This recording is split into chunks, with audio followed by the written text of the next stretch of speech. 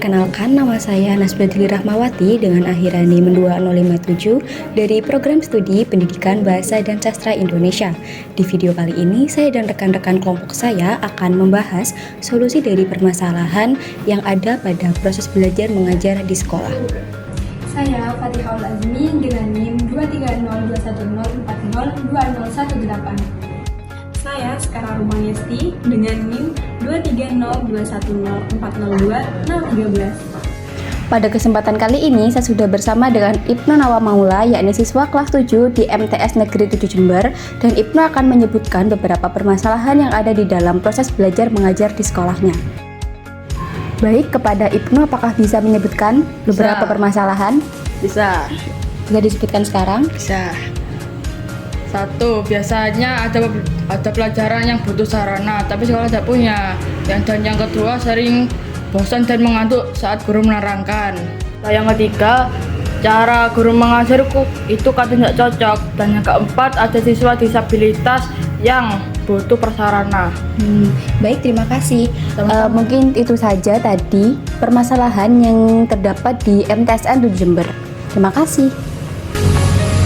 Hai teman-teman, di video kali ini saya sudah bersama seorang narasumber yang bernama Ibu Ainur Hairunisa, di mana di video kali ini kami akan membahas tentang solusi dari sebuah permasalahan yang sudah kami sampaikan pada video sebelumnya.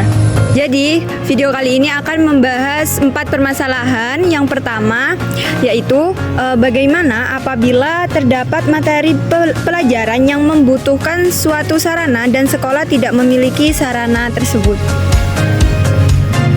Biasanya di sekolah kami, kalau tidak memenuhi syarat atau tidak memiliki sarana dan prasarana untuk menunjang pembelajaran, kita gunakan apa yang ada, kita gunakan apa yang dimiliki siswa. Contohnya misalkan nih, kalau di dalam materi bahasa Indonesia menulis puisi, sedangkan buku-buku penunjang untuk bagaimana cara menulis puisi dan contoh-contoh menulis puisi di dalam perpustakaan kami itu kan sangat kurang sekali. Maka di sini guru akan membawa ke alam sekitar yang ada di lingkungan saya. Kebetulan di sana di daerah lereng gunung, jadi kita akan ajak mereka keluar dalam pembelajaran dan mereka akan bisa terinspirasi dari alam itu untuk bisa menulis puisi. Seperti itu. Lalu pertanyaan yang kedua, apa yang dapat dilakukan ketika peserta didik mengalami kebosanan saat penyampaian materi sedang berlangsung?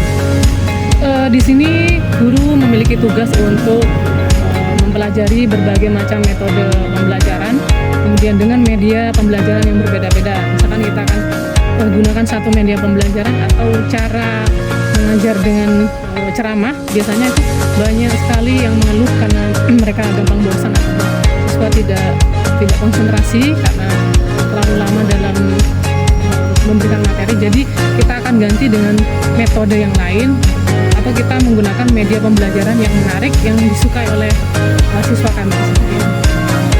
Lanjut ke pertanyaan yang berikutnya. Jadi pertanyaan yang ketiga, bagaimana apabila metode yang diterapkan guru kurang cocok bagi beberapa anak karena kepribadian setiap anak itu berbeda-beda?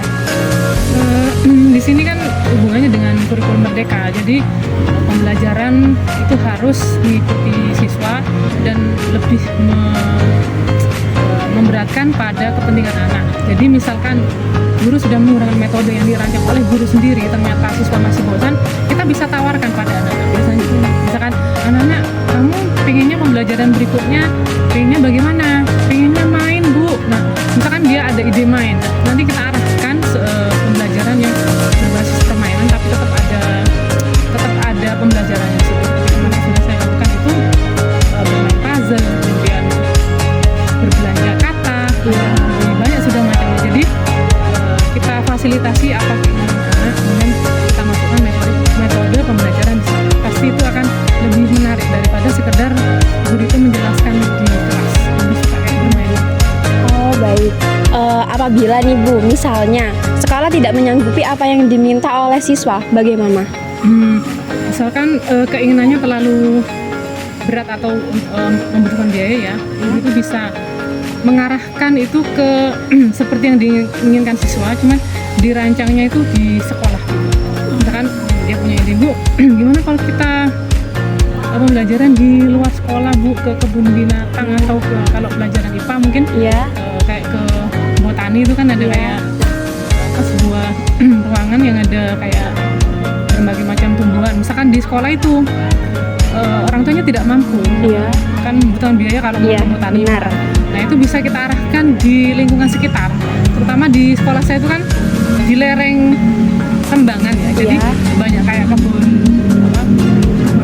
pohon kayak jati, kemudian ada sawah, jagung, tembakau, bisa kita ajak di sekitar sekolah kita. Jadi keinginan anak itu bisa terlaksana, tapi kita juga menyesuaikan dengan kemampuan siswa tersebut. Jadi bisa disimpulkan bahwa semisal sekolah tidak bisa memenuhi apa yang mereka inginkan, masih menemukan solusi lainnya yaitu memanfaatkan fasilitas yang ada di sekitar. Karena lingkungan dan alam sekitar. Iya. Oh baik.